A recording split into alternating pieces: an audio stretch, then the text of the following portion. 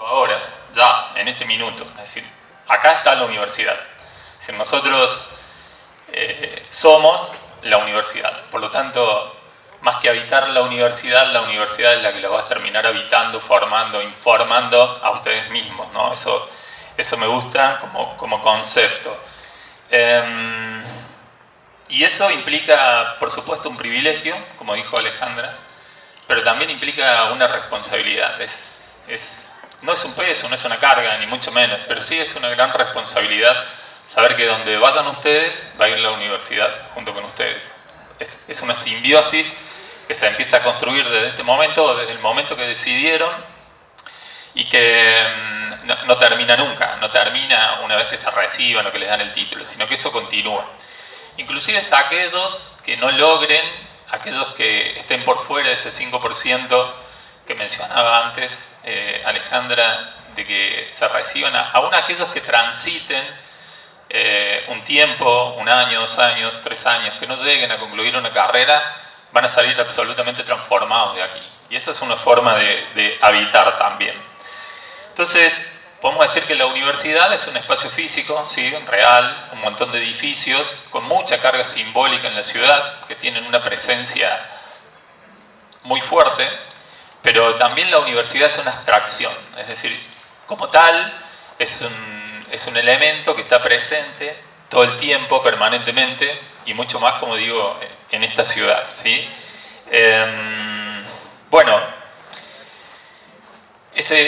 esa universidad, esos edificios y ese ente que existe mucho antes de que, inclusive como estructura, como institución, existe mucho antes de que existiéramos como país.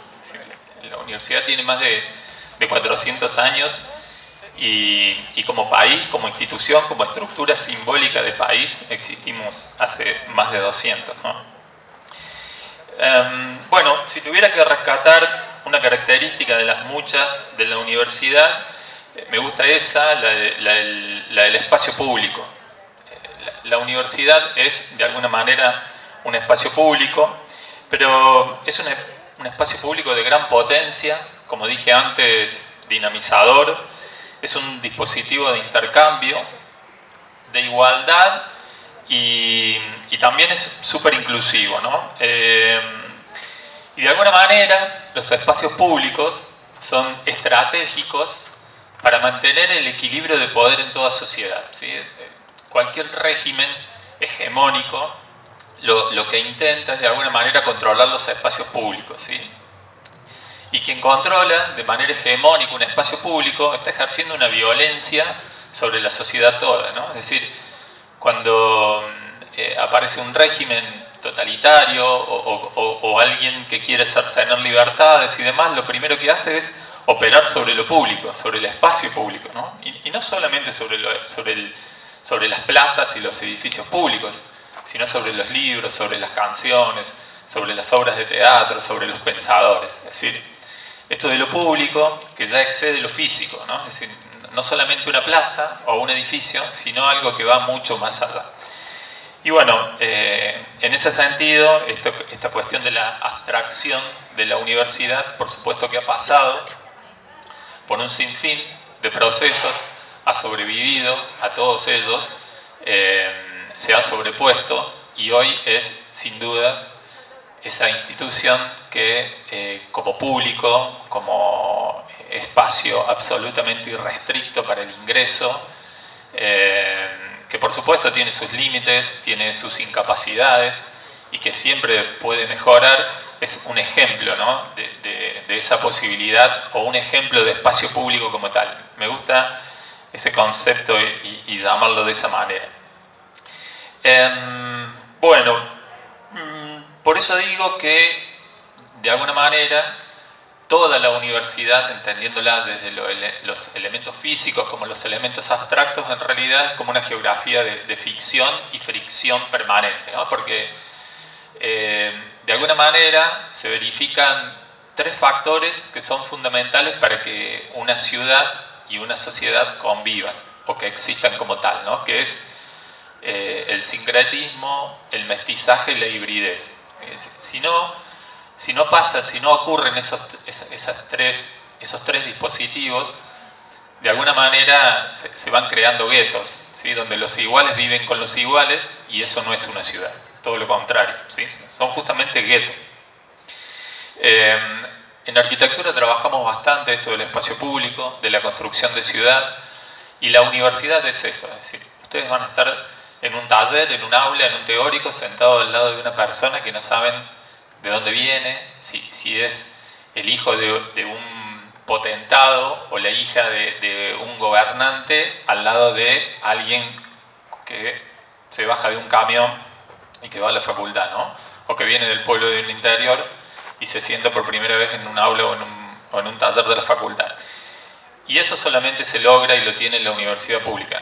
He tenido la suerte de recorrer algunas otras facultades, algunas otras universidades de Latinoamérica y de otros lugares, y realmente esto es un privilegio, como se dijo antes, es un privilegio, pero que no nos tiene que parecer natural. Es decir, es algo que hay que defenderlo, trabajarlo todo el tiempo y, por supuesto, enaltecerlo permanentemente.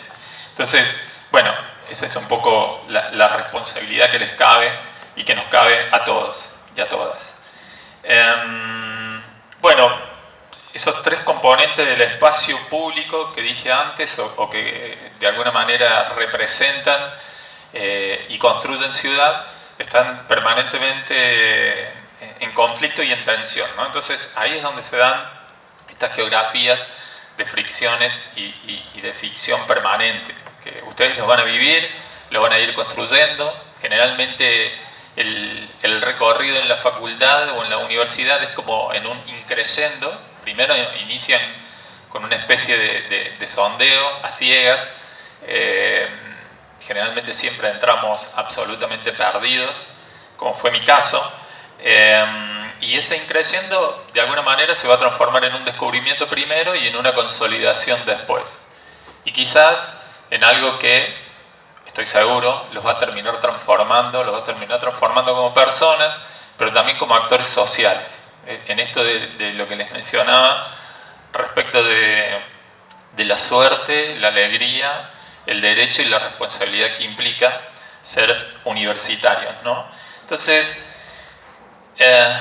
van a entrar o deberían entrar en una etapa de autosuficiencia, que esa es otra virtud que tiene nuestra universidad. El hecho de que sea pública y gratuita, que muchas veces, bueno, puede ser criticado, puede ser abordado en distintos lugares y demás, y que se trata de manera muy superficial, tiene un valor súper importante para alguien de 17, 18 años que empieza a estudiar, ¿no?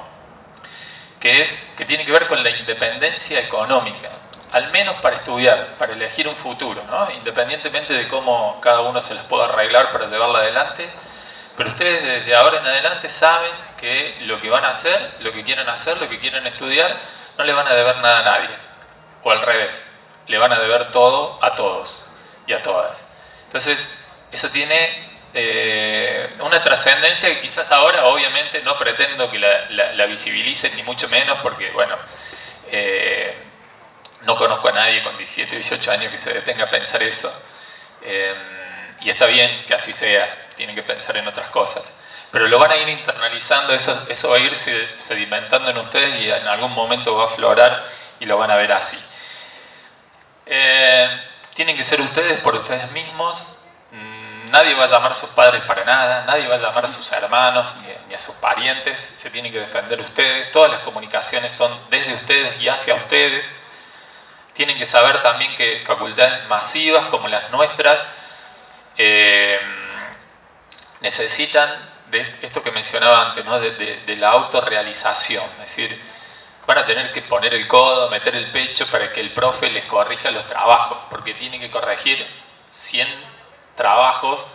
Entonces, esa cuestión también es propia de nuestra universidad, de nuestra facultad. Y si bien hoy no tenemos esto de escuchar un teórico en un pasillo, sentados en el piso, pero sí el volumen, la cantidad, la superpoblación está presente en todo momento. Entonces, eso también nos da y les genera a ustedes un ejercicio, una musculatura especial a la hora de poder realizarse como profesionales como personas y como profesionales también, ¿no? Eso está bueno. Y es decir, bueno, serán ustedes y sus circunstancias, que por supuesto son todas distintas, ¿no? Algo parecido, ahí hay una frase de un poeta que también dijo, bueno, este asunto está ahora y en tus manos para siempre. Creo que va por ahí, ¿no? La idea.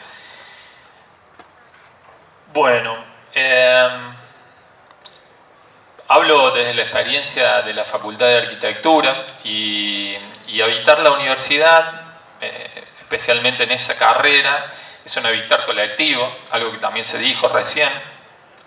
Es una facultad a la que entran solos, pero salen en tribu, sí o sí. O sea, la carrera, bueno, me disculpo con el resto, pero lo que conozco, hablo de lo que conozco, sería un irrespetuoso hablar del resto de las carreras, pero arquitectura es una carrera que no está diseñada para hacerla de manera individual, está pensada y diseñada para hacerla de manera colectiva, en grupo.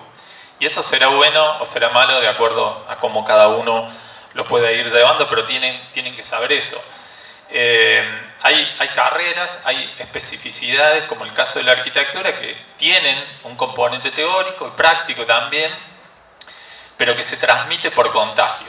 Y lamentablemente en este tiempo el contagio es lo que no nos está permitido. Es decir, esto de la arquitectura se aprende en el taller. Hay un profe hablándole a 200 personas, tirando teoría, pero luego realmente se aprende en el taller, codo a codo. Y se aprende del profe, pero se aprende muchísimo más del compañero, del colega que está en la misma que yo, al lado mío, haciendo los mismos trabajos.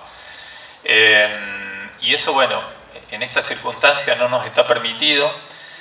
De alguna manera generamos algunos simulacros similares, pero nunca vamos a llegar a esa cuestión, a esa vivencia de compartir un taller. Y aun cuando quizás es probable que volvamos de algún modo con algunas asignaturas, tampoco será 100% como era antes, ¿no? Entonces eso nos va a costar un poco.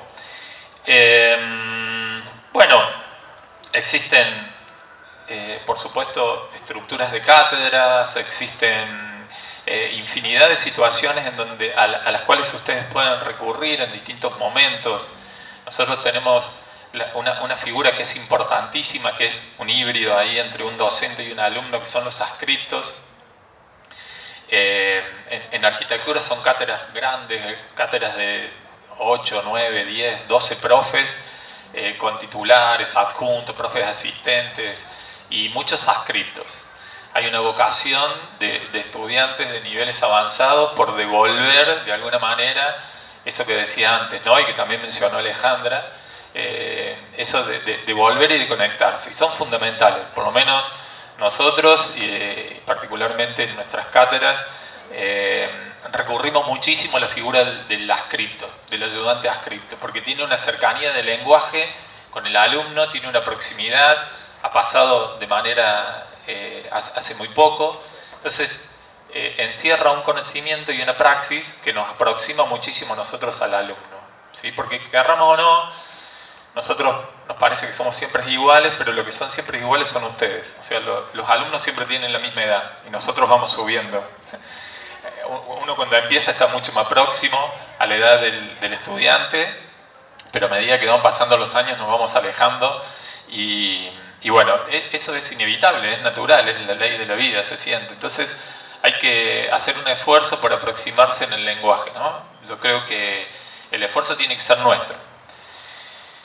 Y en esto también, de alguna manera, quiero sincerarme, estamos como en una instancia en donde lamentablemente a ustedes les tocan docentes como nosotros, que somos como los fusibles, ¿no? Entre dos épocas, es decir, desde la época analógica a la época digital. Querramos o no, por más que nos capacitemos, que estemos en la última tendencia tecnológica, nunca vamos a haber nacido con la mentalidad y la cabeza que tienen ustedes. Eso va a ser imposible, nunca lo vamos a alcanzar. Siempre vamos a tener un pensamiento analógico. Y hasta que no dé vuelta el ciclo, y que ya está dando, y que ustedes se transformen en los docentes de los millennials, no de los inmigrantes digitales, sino de los nativos digitales, todavía se tienen que bancar este tipo de profes, ¿no? Esto de la universidad que todavía tiene clases teóricas, magistrales, la academia, los formatos de los trabajos prácticos y demás. Bueno, es algo que nos cuesta horrores desprendernos, pero que yo no tengo dudas que cuando el ciclo de vuelta y les toque a ustedes estar de este lado, eso se va a transformar, ¿sí? Lamentablemente es así, les toca esto.